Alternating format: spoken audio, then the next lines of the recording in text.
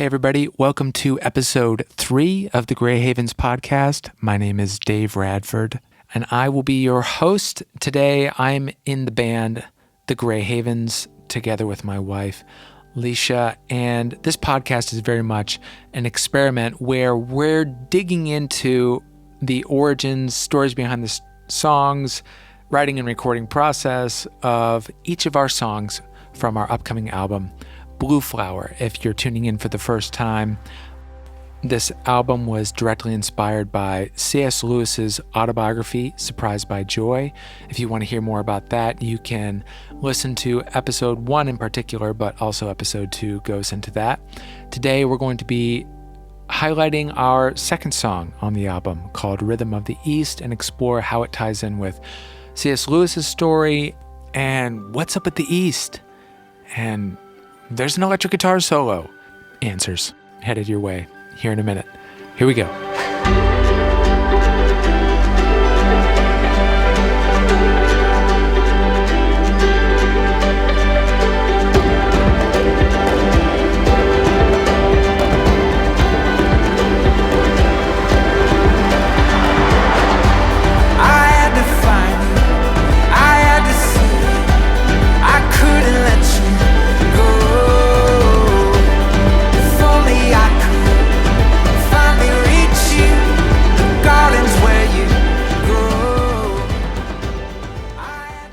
If I had to give a subtitle to the song Rhythm of the East, which is the song that I'm going to dive into today, I would likely call it Rhythm of the East, The Return of Joy, with the runner-up maybe being Rhythm of the East, Renaissance, which is a chapter title from Lewis's autobiography, Surprised by Joy. And if you're just tuning in for the first time, the album Blue Flower is directly inspired from Lewis's autobiography, Surprised by Joy. I mean, a lot of the songs are a take on this experience that he calls joy and defines as an unsatisfied desire, which is itself more desirable than any satisfaction. And at 6 years old, he has this first experience. And the reason I would call the subtitle of this song The Return of Joy is because around 13 or 14 years old, so he's 6 years old, he has his first experience, you fast forward, he's 13 or 14 years old, and joy is completely gone from his life. And this experience that he has at 6 years old isn't an anomaly. He has many of these visitations of joy. For the sake of time, I don't want to go into all of them, but he talks about just being transported, lifted up, like the enormity of the emotion is hard to overstate that he describes as having. He's happily living in his imagination around 6, 7, 8 years old. So just to paint the picture a little bit before we fast forward to where he's 13, 14 years old, no trace remains from his childhood days of imagination and enchantment, with him writing stories about Animal Land and knights in armor, and a general enamorment with the beauty of his natural surroundings in Ireland. But by age 13 or 14, he is a full-blown pessimist.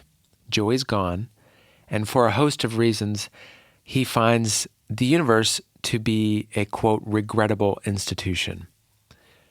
His reading around this time in his life of the coldness and vastness of space leads him to the conclusion that the universe is unfriendly and menacing. Also contributing to his pessimism, he begrudges the fact that his hands are clumsy. He talks about developing a, quote, settled expectation that everything would do what you did not want it to do. His mother had died of cancer when he was 10 years old. He tries out around 10 years old after he shipped off to boarding school for the first time in England. He tries out the Christian faith for a couple of years from ages 10 to 12, only to eventually develop a skeptical stance pessimistic stance, you could call it, against any religious truth claims that say their religion is the correct one or the only one. He was also perhaps eager to get rid of his faith because of these nightly attempts that he talks about in the book, where he tries over and over again to have what he would call realizations in prayer, where he really felt in his body, sincerely what he was praying, and he tried to conjure up these emotions that he would deem after the fact valid or invalid, religious experiences or prayers. And he has a strong inner critic voice that would ruin this experience, and he never really felt like he measured up, which led him to dread prayer and God altogether. He also, again, talking about this pessimism, he expects his post-school life to be almost an exercise in futility, developing this mantra that he quotes in the book as term holidays, then work, work, work till we die. And in this season of pessimism, boom, joy strikes again. Dum dum dum. I'm going to try not to do too many of these throughout the course of this podcast series, but once in a while, I do want to read a longer-ish quote. So hang in there with me, but this is the quote, I would say, that directly inspired this song in particular, referring to the absence of joy and its sudden reappearance. Lewis says, quote, "This long winter broke up in a single moment, fairly early in my time at Chartres, which is the school that he was going to. Spring is the inevitable image, but this was not gradual like nature's springs. It was as if the Arctic itself, all the deep layers of secular ice, should change not in a week nor in an hour, but instantly, into a landscape of grass and primroses and orchards in bloom, deafened with bird songs and astir with running water. I can lay my hand on the very moment. There is hardly any fact I know so well, though I cannot date it. Someone must have left in the schoolroom a literary periodical, the Bookman perhaps, or the Times Literary Supplement. My eye fell upon a headline and a picture, carelessly expecting nothing. A moment later, as the poet says, the sky had turned round. What I had read was the word Siegfried in the twilight of the gods. And skipping ahead a bit, pure northernness engulfed me, a vision of huge, clear spaces hanging above the Atlantic in the endless twilight of northern summer, remoteness, severity. And almost at the same moment, I knew I had met this before, long, long ago. And with that plunge back into my own past, there arose at once, almost like heartbreak, the memory of joy itself, the knowledge that I had once had what I had now lacked for years, that I was returning at last from exile and desert lands to my own country, and the distance of the twilight of the gods and the distance of my own past joy, both unattainable, flowed together into a single unendurable sense of desire and loss, which suddenly became one with the loss of the whole experience, which, as I now stared round that dusty schoolroom like a man recovering from unconsciousness, had already vanished, had eluded me at the very moment when I could first say it is. And at once I knew, with fatal knowledge, that to have it again was the supreme and only important object of desire. Boom. The return of joy.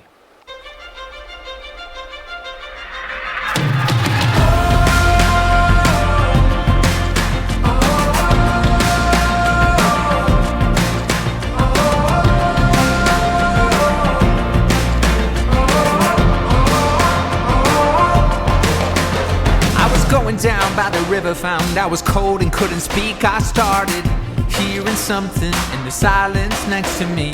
I remember now in December how, like a split-second dream, I heard a summer song. If I get it wrong, you can find it in the East is going. I'm going to shift gears now a little bit and go more into detail about the writing and recording process of the song.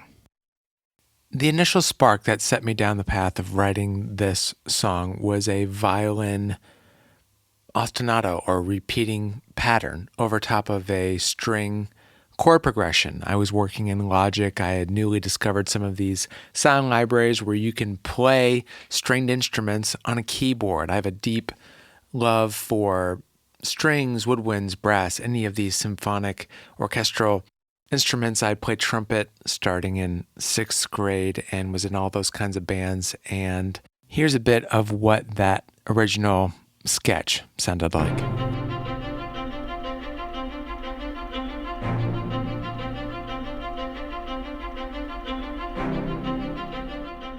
Over the course of about a year, I, on and off, tried everything that I could possibly think of lyrically to match this song. That's how I kind of operate. Usually the music informs the lyric, and it's like I'm playing matchmaker a little bit with how I approach songwriting. The music, to me, is the foundation. It's the constant, once I get something that I'm inspired by, that typically doesn't change a whole lot, but it's like I'll then come up with all of these different lyrical ideas or phrases, and I'll bring it to the music and kind of say, is this what you want me to sing over top of what you're playing? And it's kind of a strange process, but I tried to bring all kinds of lyrics to this song, and nothing was working until probably had to do with the approaching impending deadline, but there was a week to go. So a year had passed, since the original spark of that violin part that I just played. A year had gone by, tried all kinds of ideas, a week to go, and all of a sudden, out of nowhere, it's like that Tom Waits quote that we read in the first episode.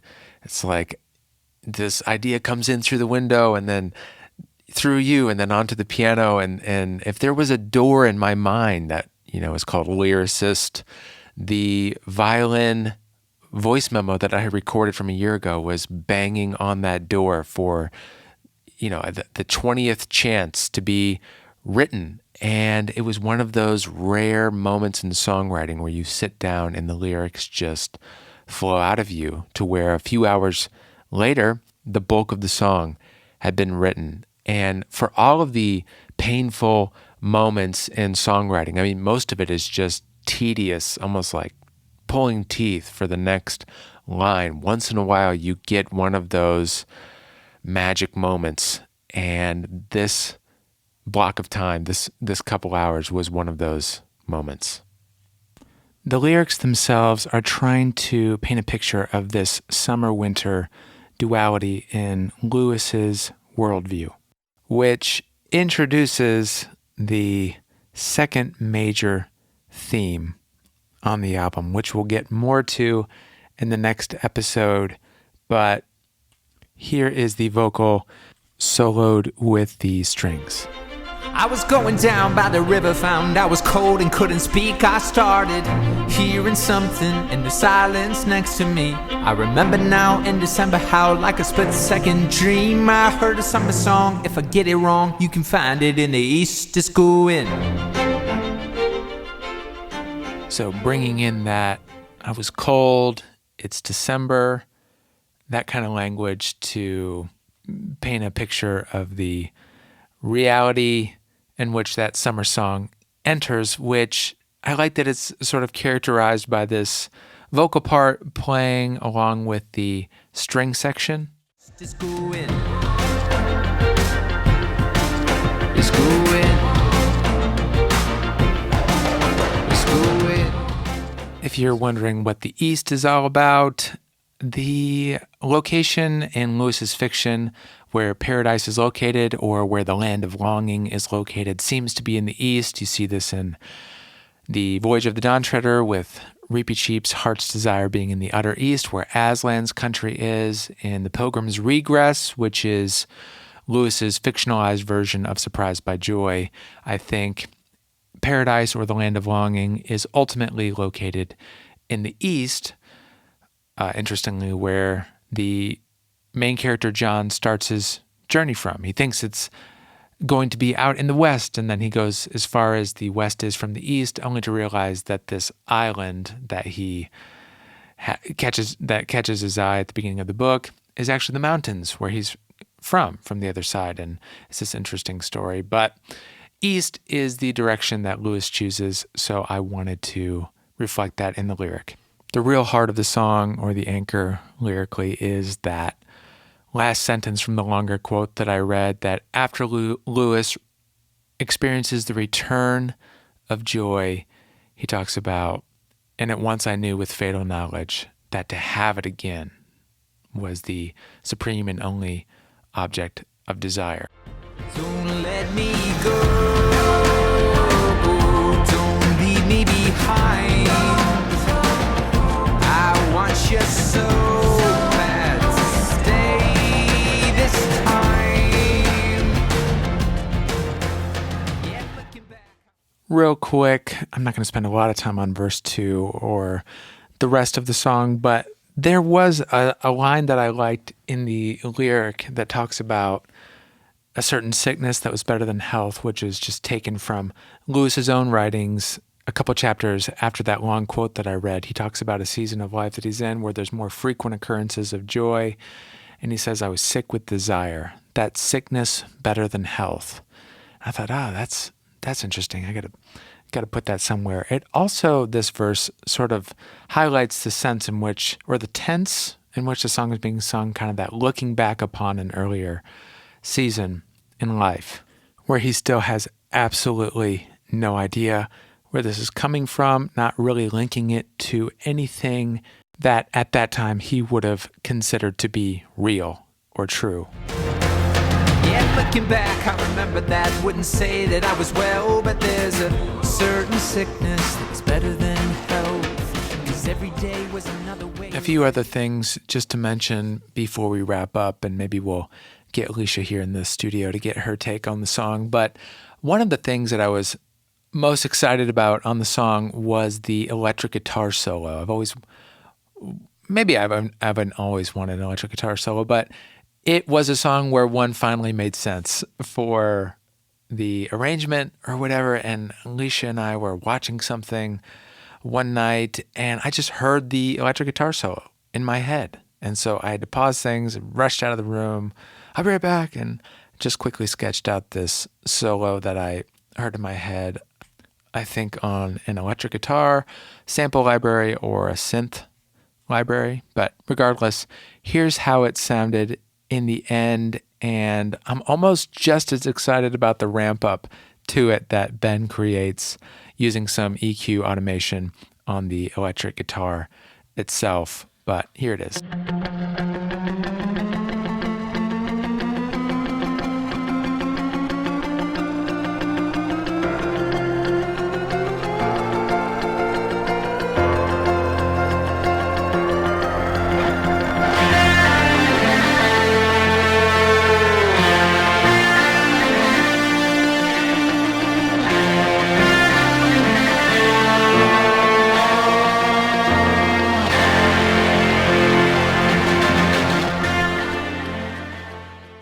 Let's get Alicia in here to get her take on the song and what her recollection is of the process.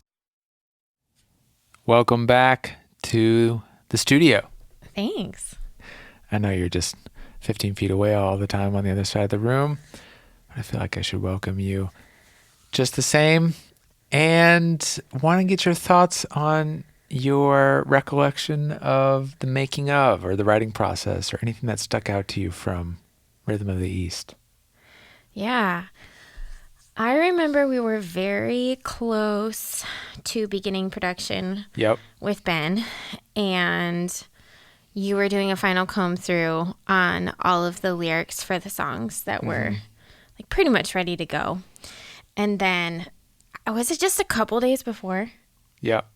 You got this idea for this song, and you were really like enchanted and excited and drawn to it, and you really wanted to just dive into that and write this song last second. And I just remember being a little bit wary and pushing back a little bit and be like, hey, maybe we should focus on, the ones that we've we've already got. And because I was doing a last minute going through all of the lyrics just to make sure that everything was good to go, because we've run into trouble before with not having enough lyrics ready or all of that. So I was really this time trying to make sure that, yes, we're not going to be, bogged down in lyrics during production. I was just like, do you really want to take on a whole fresh new song and start from scratch? And it just might be distracting, or not even, I don't know, it could be frustrating, because usually the songs aren't written that quickly. Right. But even with the pushback, you're like, I really feel strongly about this song. I have a lot of ideas for it. I think it's a good thing to try. I had a crazy look in my eyes. You did. You genuinely did. But I think when that happens, when there's like reasonable pushback, but then there's still this really strong desire and confidence, I think that's really significant. And I think even in the moment, I was like, okay, well, it sounds like you really should do it. So was there a moment that you remember that you're like on board with it? I forget, because I forgot about that pushback. Well, I think it was just kind of like, I guess, like, give it a try. Yeah. Like, the songs were pretty ready to go. Yeah. And we felt good. We just were being extra careful, I think. But you wrote it so fast that there wasn't a lot of time in between that pushback and being on board, because it was pretty much done. It was pretty quick. I forget how fast it was. If it was like 1 or 2 days. A few hours, I think. Which is like really, really rare experience to have for us. Yeah. So it was cool. I think it was kind of special too, because you finished. So you had the first idea. It wrote it really fast. And then because it was on the front of the record, you started the production on that pretty early in the production process. So I don't think you've ever had a song like start to finish, like happen so quickly. That's true. And it's such a fun song too. So it really was a cool experience of just like high energy. Like we were all really excited about it. It was kind of magical just to. That's true. That was the quickest turnaround of any song, as far as, song start, working on the lyrics, to final vocal, done with all of the production elements and uploading the master. Pretty cool. Yeah. All right. I think I'm going to dig into the rest of the production and try to sign off here in the next few minutes. Awesome. Thanks for stopping by. Sure. The one part of the song that wasn't written in that, few hour time chunk that we were just talking about was the bridge. We started production on the song. We recorded the verses and the choruses, and it just felt to me like it needed a down moment to add in that, in addition to the highs of joy, that, brief momentary elation, also balancing it with that sort of melancholiness of the after experience, and this inevitability of the next time it comes around, maybe that this isn't going to last. And so it's sort of a making peace with for now, or coming to terms with that fact. I'll be sorry once you're gone. So if you're going, don't be long. Yeah, I'll be sorry once you're gone. So if you're going, don't be long.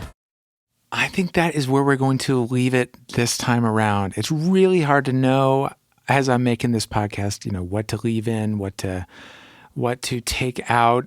There's so many things that do get taken out, and it's always tricky to know how to navigate that and not get too caught up in the minutia like I am prone to do. Before I play through the entirety of Rhythm of the East, I wanted to just say a huge thank you to anybody who's listening. And if you want to, or if you like the podcast, if you can like and subscribe and follow and or share about this with friends, word of mouth, or social media, all that stuff helps us get the word out about our music. We're an independent band and no machine here, just you guys, and would love any support that you guys can give to talking about the album or the podcast if you like it. And also a special shout out to all the players who were involved. Most of these guys were involved in the entire project, so I will go through them just real quick, but huge thanks to Will Chapman, who played on drums on this album, Total Beast. He's in Colony House. You should check them out. He's so fun to watch play in the studio. Special thanks to Nate Duggar. He's in Drew Holcomb and the Neighbors, another great band. He slayed on the electric guitar solo and was kind enough to play on the entire record as well. Thank you to Matt Pearson, who is just a joy to have in the studio. He played bass all over the album. Thank you to Emily Nelson, who played cello, and Cassie Shudak on the violin. Thank you to Asher Peterson, whose fingerprints are all over the album. He recorded a lot of the vocals. He sent in a lot of his cool ideas for stems that we could fly in that we would, we just sent him the song and he'd send us back a million ideas, and so thankful for him as just a friend. He's been our drummer and tour manager, and he's awesome. Thank you to Sean Moffat for mixing, Joe Causey for mastering. Thank you to Jesse Brock. He's the mix assistant. He helped me bring this home the last 3% and dealt with all of my last minute requests and changes. And that is all.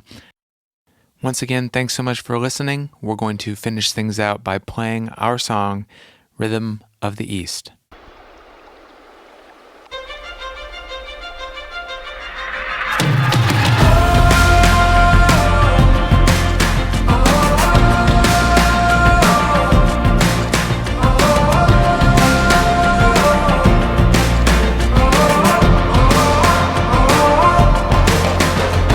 Going down by the river, found I was cold and couldn't speak. I started hearing something in the silence next to me.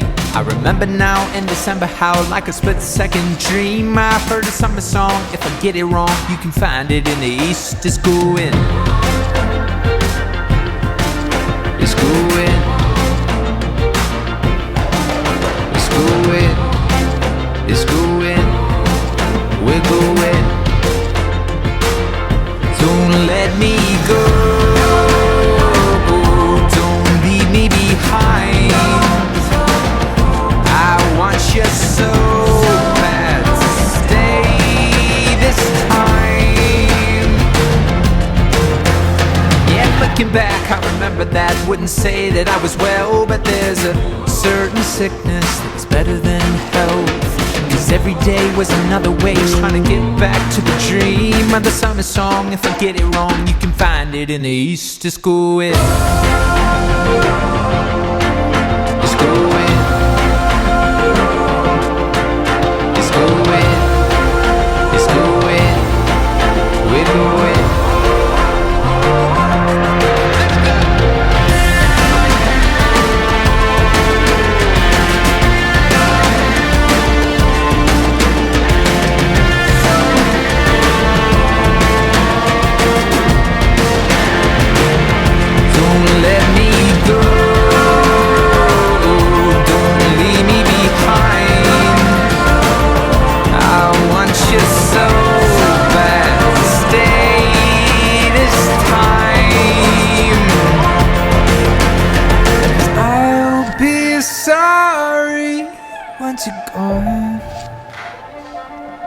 So if you're going,